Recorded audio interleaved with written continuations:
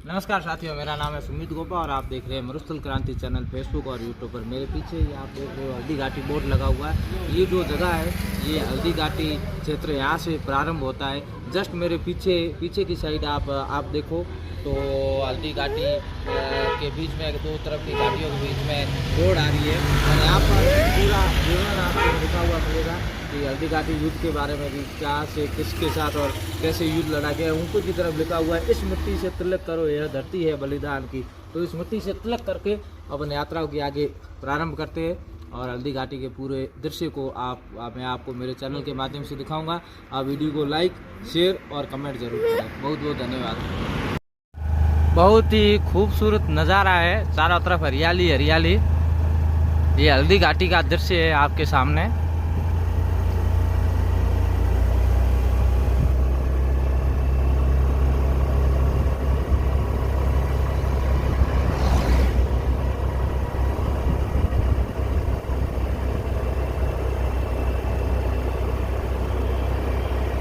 ये मेरे सामने आप जो छतरी देख रहे हैं ये चेतक की समाधि है। यहाँ पर चेतक को समाधि दी गई थी। ये पास में चेतक की समाधि का स्मारक बना हुआ है। ये समाधि स्थल जो है उसके ऊपर छतरी बनाई गई है।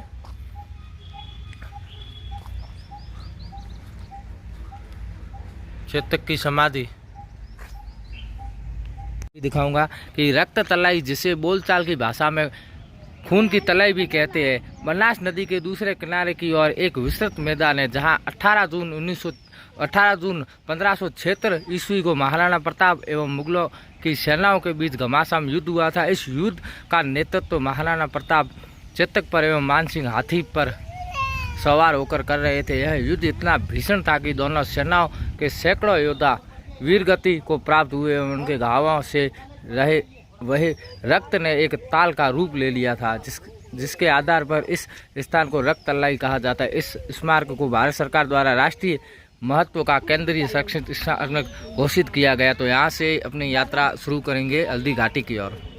ये जो मेरे सामने की तरफ दो छतरी आए, इसे तौरों की छतरी कहा जाता है। ये ग्वालियर के रामशाह तौर और उनके 3 पुत्रों की छतरियाँ है जो वीरगति को प्राप्त हुए थे युद्ध में महाराणा प्रताप जी के साथ में। उनके स्मारक में ये 2 छतरियाँ बनाई गई है। ये रक्त तलाई में है। ये हल्दी घाटी से पहले रक्त तलाई का दृश्य आपके सामने। हल्दी घाटी से 4 किलोमीटर पहले रक्त तलाई। आगे हम महाराणा प्रताप हल्दी घाटी के लास्ट जो यहाँ का सबसे मेन पॉइंट है जिसको बोलते हैं महाराणा प्रताप की, मेरे सामने जस्ट आप देख ही रहे होंगे। महाराणा प्रताप की एक बहुत बड़ी मूर्ति स्थापित की गई है और यहाँ से जो दृश्य दिखता है वो पूरा का पूरा हल्दी घाटी का पूरा यहाँ से दृश्य दिखता है। ये सबसे ऊपरी चोटी है। यहाँ से पूरा का पूरा महाराणा प्रताप के हल्दी घाटी का पूरा दृश्य यहीं से दिखता है, आप देख ही पा रहे होंगे। और यहाँ पर मूर्ति महाराणा प्रताप की।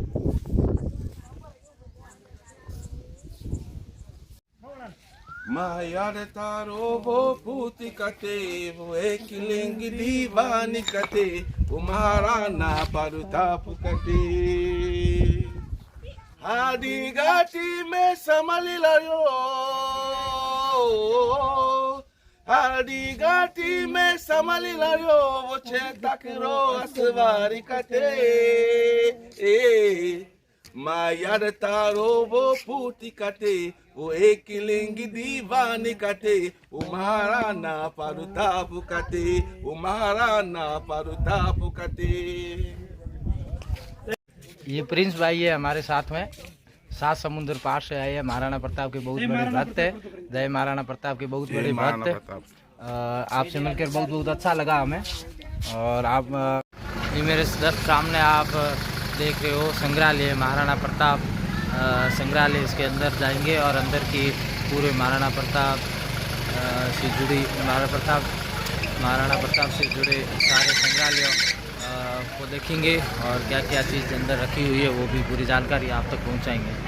अंदर घुसते मेवाड़ धापति मंगलेश्वर महादेव मंदिर अपने सामने है। महाराणा प्रताप संग्रहालय के अंदर का बहुत ही खूबसूरत नज़ारा आप देख ही पा रहे हो मेरे सामने। यहाँ पर ऊँट पर महाराणा प्रताप, सॉरी हाथी पर, सामने की तरफ सफ़ेद में चेतक घोड़ा महाराणा प्रताप का। एक अंदर बहुत ही खूबसूरत नज़ारा, आप अंदर घुसते ही आप एक बहुत ही खूबसूरत नज़ारा आप देख पा रहे हो संग्रहालय का।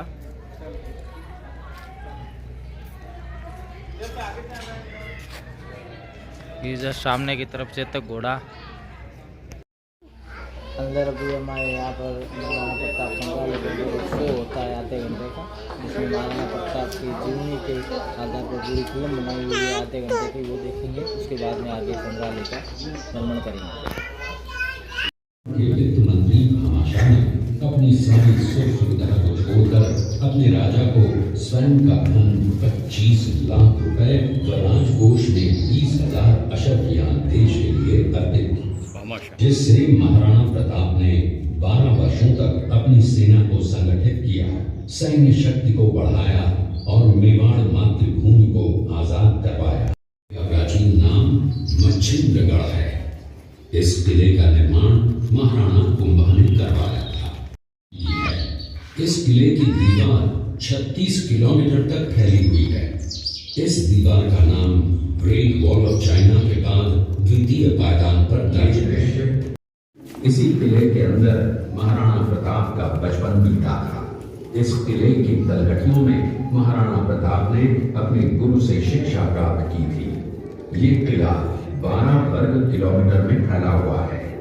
इस किले पर जब भी विदेशी आक्रांताओं ने आक्रमण किया और उस आक्रमण में कोई भी राजा व सैनिक वीर गति को प्राप्त कर लेते, तो उनकी पत्नियां वीरांगनाएं अपने सतीत्व की रक्षा करने के लिए जलती हुई अग्नि में कूद प्राणों को त्याग देती थी। का दृश्य है। अब्दुल रहीम खान खाना अजमेर का सूबेदार था। जब वो शेरपुर पहुंचा तब इसका पता कुंवर अमर सिंह को चला, जो महाराणा प्रताप के पुत्र थे।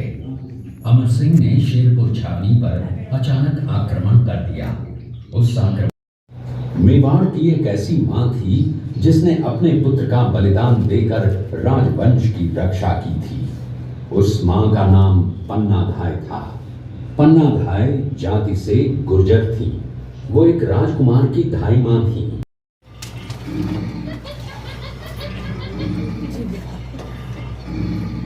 ये घटना महाराणा प्रताप की वीरता को दर्शाती है। एक समय नरभक्षी बाघ का आतंक छाया हुआ था। महाराणा प्रताप ने उस बाघ का शिकार कर उस बाघ को मार डाला। इस दृश्य में देखिए महाराणा प्रताप अपनी प्रतिज्ञा का पालन करते हुए। महाराणा प्रताप ने प्रतिज्ञा की थी कि जब तक अपनी मातृभूमि को शत्रुओं से मुक्त नहीं करा लेता, तब तक न तो मैं महलों में रहूंगा, न किसी धातु के पात्र में भोजन करूंगा। महाराणा प्रताप और सुविख्यात स्वामी भक्त घोड़े चेतक के अंतिम मिलन का है। हल्दी घाटी युद्ध के बाद चेतक घोड़े ने 22 फीट के एक बरसाती नाले को पार किया।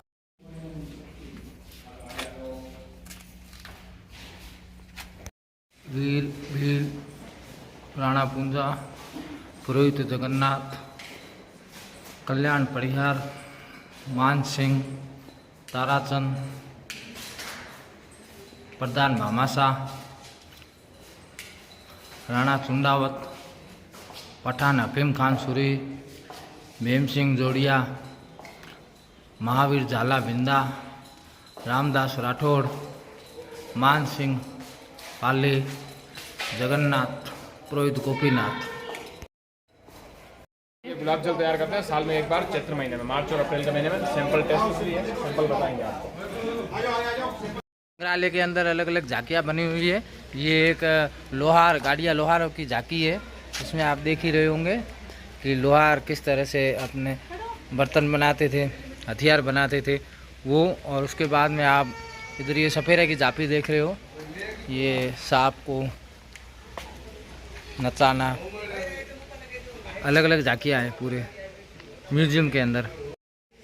ये देवराज झांकी है।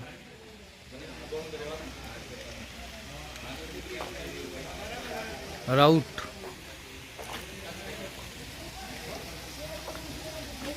तालाब से पानी खींचती महिलाएं झांकी के रूप में। राजस्थानी गौरी कलाकार।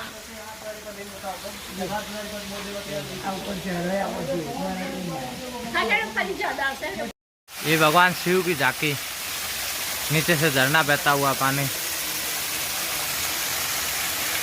ये संग्रहालय के बीचों बीच एक खूबसूरत नज़ारा, तालाब बना हुआ है, इसमें नौकायान भी होती है। पुरानी प्रथा जो होती थी गन्ना बनाने की, जो नंदी के द्वारा बनाई जाती थी, वही यहाँ पर चल रही है। असली में ये जो है वो गन्ना बनाने वाली मशीन है, देख ही पा रहे होंगे, ये चलती है नंदी से।